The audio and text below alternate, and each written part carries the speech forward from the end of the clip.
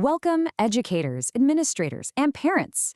Okay, if you've ever felt completely overwhelmed by just the sheer volume of educational policy documents out there, well, you are in the exact right place. In today's Explainer, we're going to demystify the 2019 Ministry of Education Guidelines for Classroom Assessment, or as it's commonly known in Malaysia, Pentaksiran, Bilik, Darjah, which is just abbreviated as PBD. I know, diving into official frameworks can sometimes feel like trying to read a foreign language, but we're going to break the whole thing down for you today.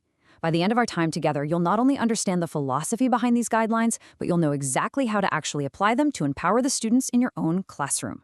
So here's our roadmap for today. First, we'll look at the basic concepts of school assessment. Second, understanding PBD. Third, we'll compare formative versus summative assessment. And fourth, we'll dive into assessment as learning. Let's jump right in.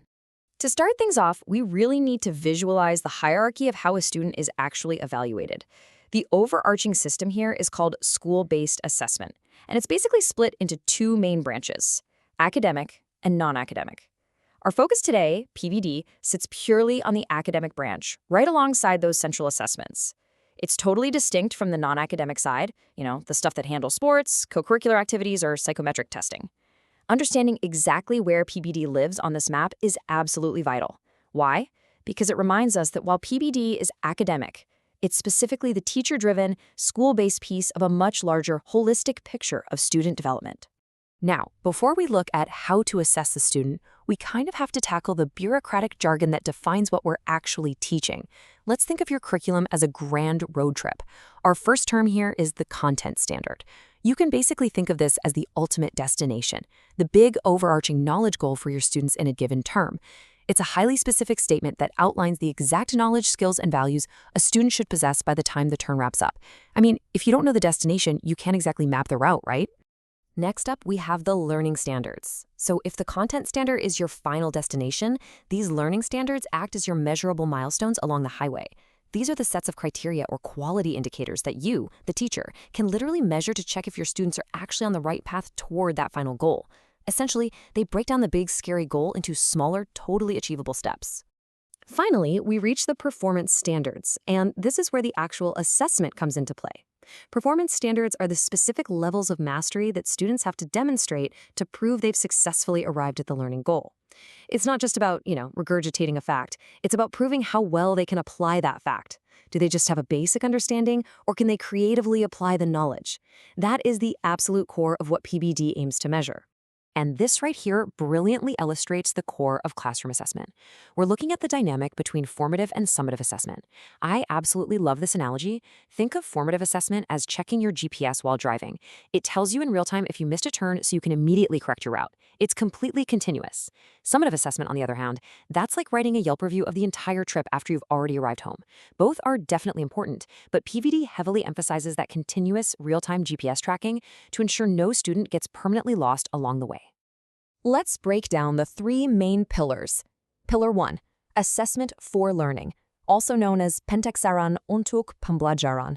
This is your real-time diagnostic check to identify knowledge gaps right while you teach. Moving on to Pillar 2, assessment as learning, or Pentaksiran sebagai pembelajaran. This focuses heavily on self-assessment, empowering students through metacognition, so they evaluate their own understanding. And finally, Pillar 3, assessment about learning, or Pentaksiran tentang pembelajaran.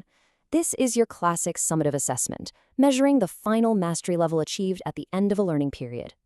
So here is the absolutely crucial point, and it's a massive cultural shift, explicitly stated by the Ministry of Education in these guidelines. Let me just read this to you clearly. All information obtained from assessments is not intended for comparison or competition among students.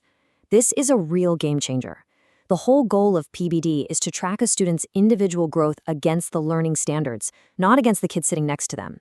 We are actively moving away from that anxiety-inducing culture of class rankings, and we're stepping into a supportive culture of individual mastery and continuous improvement.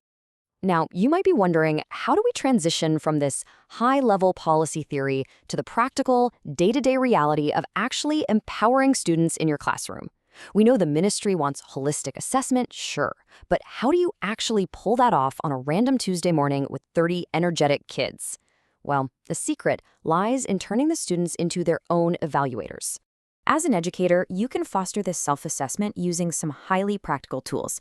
Imagine ending a week not with a stressful pop quiz, but by having students fill out a weekly diary reflecting on what they struggled with. Or what if you gave them a clear rubric and had them grade their own draft essay before you even lay eyes on it? These methods shift the responsibility of tracking progress directly into the hands of the learners themselves. It builds their confidence, definitely reduces your marking workload, which is always a plus, and creates a classroom of active participants rather than just passive listeners. Let's move over to peer assessment and see how this builds incredible teamwork and motivation. When students evaluate each other's work, they aren't just learning the subject matter better by explaining it, they are developing really vital soft skills. They're learning how to give constructive feedback, how to receive criticism gracefully, and how to communicate effectively. Plus, it gives you, as the teacher, this unique opportunity to take a step back and evaluate their socialization and collaborative skills in real time. It just completely changes the entire dynamic of the room.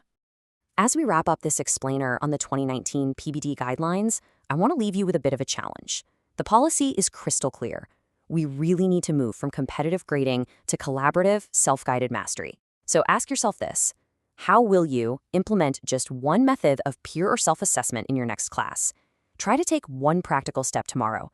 By shifting the focus from assessment about learning to assessment as learning, you aren't just checking off ministry guidelines, you're actually transforming your students into lifelong learners. Thanks so much for joining me on this deep dive, and I'll see you in the next explainer.